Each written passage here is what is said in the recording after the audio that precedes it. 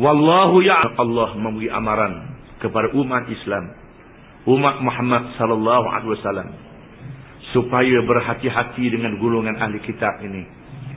Bukan saja puak-puak ni sesat, mereka ingin mengheretkan orang Islam jadi sesat macam mereka juga. Dengan berbagai-bagai cara.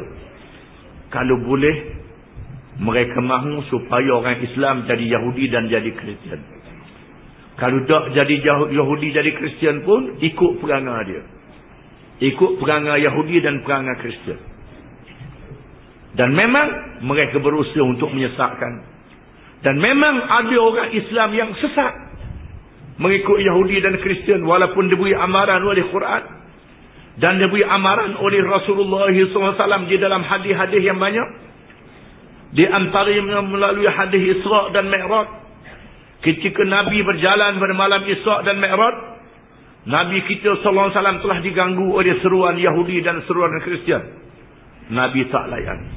Malaikat Jibril memberi amaran, wahai Muhammad, jaga-jaga, sekiranya engkau jawab seruan mereka, habis umatmu jadi Yahudi, habis umatmu jadi Kristian. Nabi tak jawab pun jadi juga.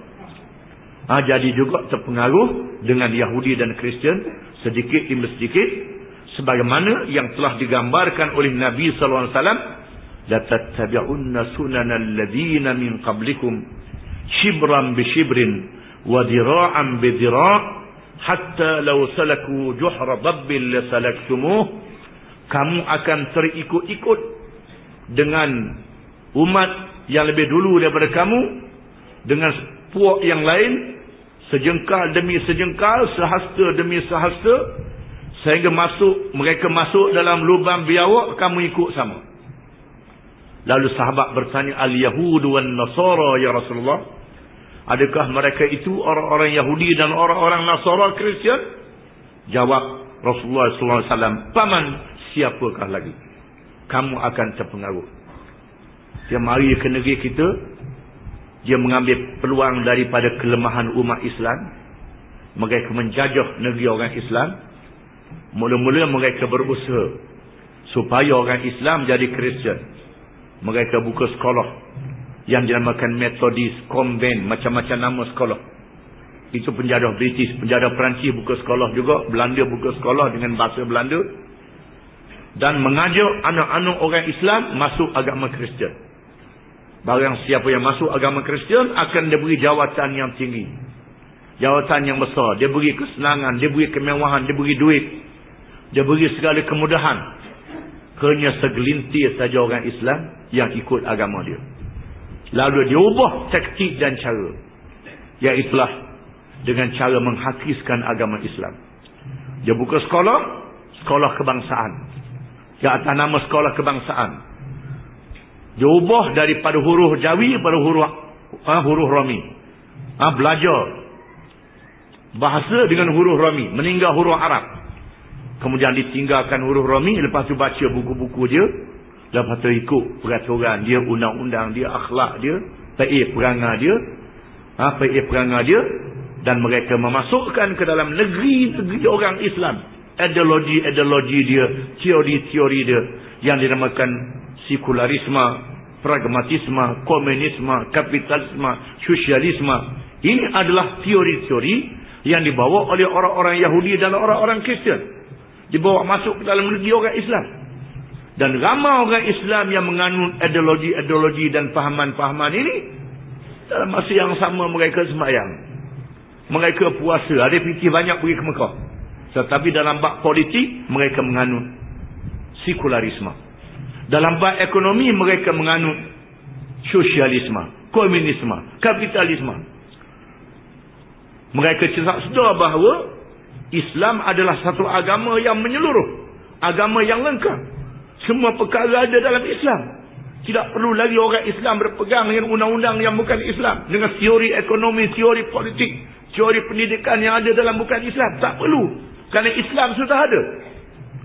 Tapi oleh kerana mereka jahil, tak sedar adanya perkara ni dalam Islam, mereka ingat cukuplah jadi orang Islam ni, sembahyang dah, puasa dah, pergi ke Mekah dah, dalam bab-bab lain tak jadi masalah. Apabila masalah pendidikan, masalah politik, masalah ekonomi, dikuasai dengan teori-teori yang bukan Islam, maka lahirlah riba, lahirlah judi, lahirlah hiburan-hiburan maksiat, lahirlah pakaian-pakaian yang mendedahkan aurat. Bila nak semayang, pakai kannya molek, pakai lekung tutup. Bila luar pada semayang, pakai ketak, pakai pakaian yang mendedahkan. Ini semua adalah gejala-gejala yang diberi amaran oleh Allah Ta'ala. Kamu jangan terpengaruh dengan gurungan ahli kitab. Dan disebut dalam satu hadis, sinfani min ahli nar lam arahuma qaumun ma'hum siyatun ka'aznabil baqar yadribuna bihan nas wa nisa'un kasiyatun 'ariyat ma'ilatun mumayyilat wa 'ala ru'usihinna ka'asnimatil bukhtil ma'ilah la yashumna rihal jannah fa inna rihaha latujadu kada wa kada. Yang bermaksud dua golongan akan lahir di akhir zaman, Rasulullah kata. Dua golongan. Iaitulah satu kaum yang memiliki pemiat laksana ekor lembu, yang ini mempunyai kuasa, lalu menggunakan kuasanya makan macam ekor lembu. Ekor lembu dahlah dia lembu, tak ada akal. Ekor dia di belakang dia piak, tak kira apa di belakang dia piak. Piak orang saja, hukum orang, melakukan kezaliman kepada orang, mengikut undang-undang dan peraturan hawa nafsu. Ini satu golongan di akhir zaman, Rasulullah kata. Yang satu golongan lagi ialah orang-orang perempuan yang memakai pakaian dan bertelanjang. Yang bertelanjang, ada yang bertelanjang yang mendedahkan aurat, dan ada yang memakai pakaian tapi yang menggoda, pakai pakaian yang ketat. Setengah tu tutup, kepalanya tutup molek, tapi pakai pakaian tetap yang ketat, menunjukkan anggota-anggota tubuhnya. Yang menggoda di atas kepala mereka, diletakkan, dihiaskan rambut mereka laksana gah-gah unta. Mereka tidak mencium bau syurga. Sesungguhnya bau syurga itu jarak bertahun-tahun perjalanan. Semua golongan ini kita tengok di hadapan mata kita. Pada hari ini, padahalnya orang Islam, tetapi terpengaruh dengan golongan ahli kitab. Mereka menjadi sesat, menjadi menyeleweng melalui serangan pemikiran yang dilancarkan. Walaupun mereka masih mengaku agama Islam, tetapi dalam keadaan tidak sedar mereka menyeleweng kepada Islam. Dalam keadaan mereka tidak sedar. Ini semua kita kena faham. Dan Allah Ta'ala sebut dalam satu surah yang lain, ya ayyuhalladzina amanu qu anfusakum wa ahlikum nara wa quduha an-nas wal hijara 'alaiha malaikatun ghiladun shidad la ya'suna Allah ma amaruhum wa yaf'aluna ma yu'marun. Wahai orang-orang yang beriman, jagalah diri kamu dan keluarga kamu, yakni anak isteri kamu, daripada api neraka. Di mana umpan api neraka itu manusia dan batu-batu. Di dalam neraka itu ada malaikat-malaikat yang kasar, yang garang.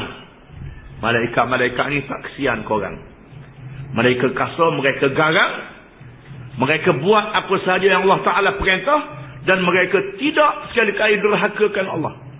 Mereka tak derhaka dan mereka buat apa sahaja yang Tuhan perintah. Tuhan sudah beri amaran melalui Al-Quranul Karim. Jaga diri kamu dan anak isteri kamu daripada api neraka. Kecuali kalau kita berasa tubuh kita kerah pada besi, kerah pada batu, Allah lah. Kalau berasa gagah ke, lawan dia. Lawan. Ikut. Sebabnya hari ni bila kita sebut larangan-larangan agama, orang buat main-main. Orang kata macam-macam. Allah lah. Kalau berasa tahan tubuh dia tahan. Tahan dengan api neraka. Api neraka ni umpan dia manusia dan batu. Batu punya makan dia api neraka. Kalau agak berasa kerah macam batu, lebih kerah pada besi lagi, maka silalah lawan apa yang Tuhan perintah. Ini semua adalah angkara ahli kitab, orang-orang Yahudi dan orang-orang Nasrani yang memesongkan kita daripada agama kita, sama ada menyesatkan akidah, termasuk menyesatkan syariat. Beriman dengan sebahagian kitab dan kufur dengan sebahagian yang lain. Ini kerja orang Yahudi, orang Kristian. Sebahagian kitab mereka beriman, sebahagian kitab mereka tak beriman. Mereka pindah hukum-hukum Allah Subhanahu wa taala. Riba diharamkan dalam agama Yahudi. Lalu mereka pindah. Riba ni haram kalau sama-sama Yahudi. Orang Yahudi nak makan riba dengan bangsa lain, tak apa, boleh. Boleh. Itu pindaan yang dibuat. Orang Kristian mengikut agama Kristian, agama yang asal Nabi Isa bawa, babi adalah haram. Tiba-tiba orang Kristian menghalalkan babi, menghalalkan arwah, menghalalkan judi. Ini perangai orang Kristian. Mereka pindah agama mereka. Dan orang Islam pun terikut-ikut dengan Yahudi dan Kristian. Apa yang diberi amaran oleh Allah berlaku. Ya